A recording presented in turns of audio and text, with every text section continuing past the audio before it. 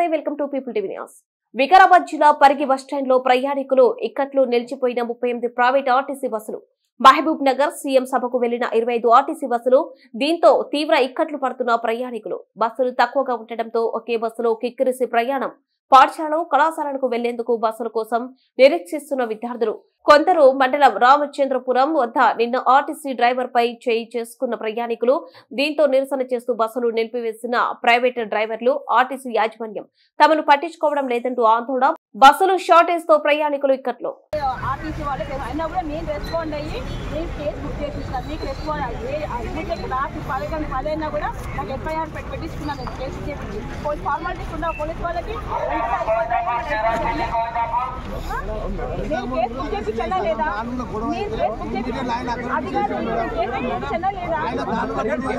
Case చేయించా లేదా మాకేమన్నా అపాయం జరిగినప్పుడు మీరు రావాలి కదా.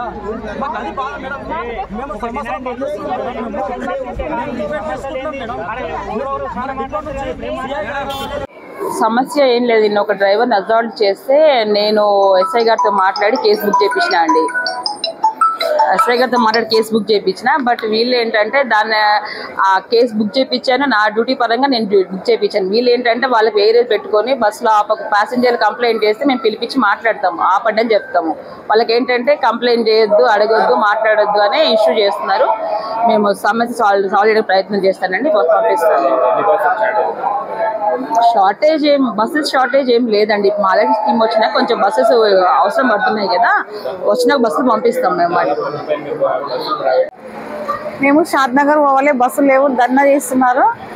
మాకు 2 గంటలే ఇబ్బంది అవుతుంది. అక్కడ స్కూల్ పిల్లలకి ఇట్లా అట్లనే ఉన్నారు, స్కూల్ పోయే వాళ్ళు మేడం వాళ్ళకి ఇట్లా అట్లనే ఉన్నారు. ఇబ్బంది అవుతుంది చాలా.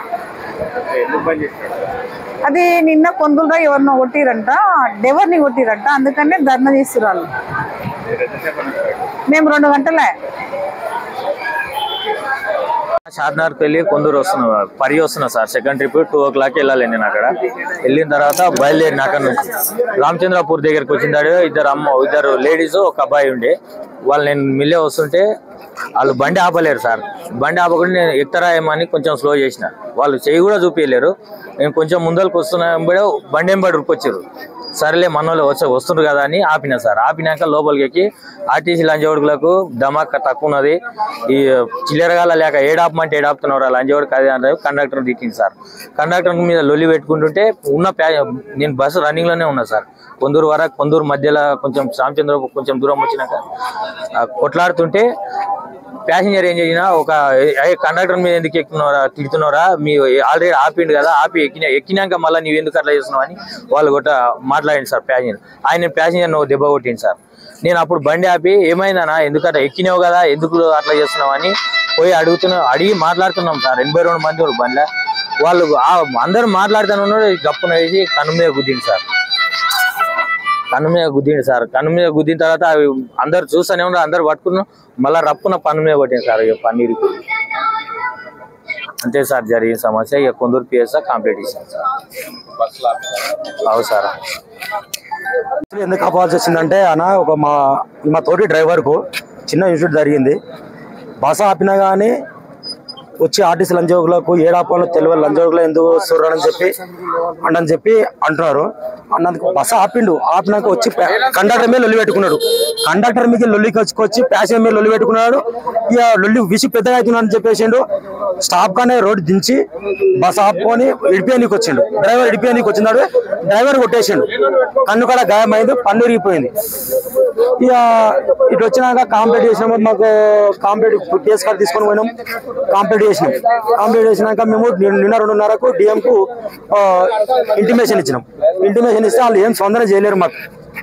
ఆమె ఇప్పుడు మేమే కాంప్లీట్ చేయించినాము, ఎస్ఐకి ఫోన్ చేసినామని చెప్తారు కానీ వాళ్ళు ఏం చేపియలేరు.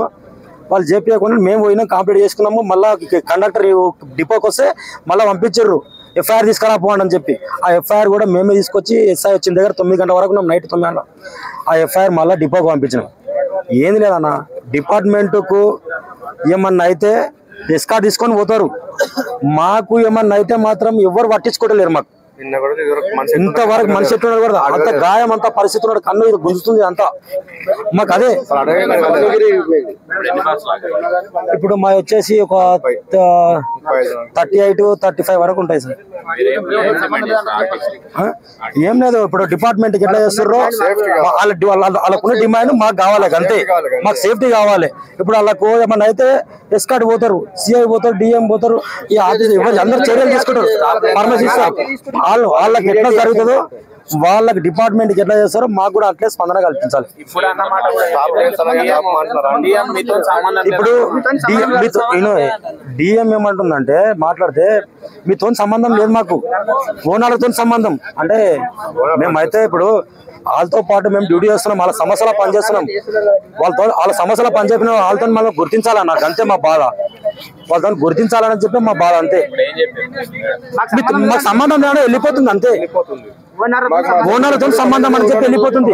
రేపు వాళ్ళ సమస్యలో పనిచేసినప్పుడు డిపో మేనేజర్ని అడుగుతాం, సిఐని అడుగుతాం మేము. మరి ఇంకా ఓనర్ని అయితే అడగాం కదా.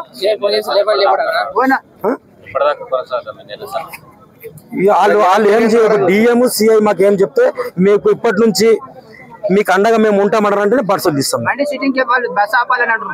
ఇప్పుడు మీకేమైనా బాధ్యులు మేము అని చెప్పి వాళ్ళు ఒప్పుకున్నారు అనుకో బండ్లు తీస్తాం అంతే. డిపార్ట్మెంట్ బండి అంటే ఏం ఉండదు అన్న, మొత్తం ఆర్టీసీ బండ్లు అన్న. వాళ్ళకు ఎట్లా ప్రిఫరెన్స్ ఇస్తారో మాకు అంతే. మీరు వాళ్ళని సపరేట్ చేయకుండా మమ్మల్ని సపరేట్ చేయకుండా అన్ని ఆర్టీసీ బండ్లే. దానికి అన్నా ఇప్పటి నుంచి కూడా ఇప్పుడు డిపార్ట్మెంట్లకు ఎంత ప్రిఫరెన్స్ ఇస్తారో మాకు కూడా అంతే ఇవ్వాలి. ఎందుకంటే మేము వాళ్ళ సమస్యలో పనిచేస్తున్నాం. మేము వాళ్ళ సమస్యలో పనిచేసినప్పుడు డిపో మేనేజర్ తీసుకోవాలి మమ్మల్ని. ఇంత 2:30 జరిగినా ఇంతవరకు పట్టించుకోలేదంటే మేము అంతే. గా బాధ నుంచి ఆపినా, మాకు డిపో నుంచి రాలేరు బాధతోనే ఆపినాం మేము అంతే.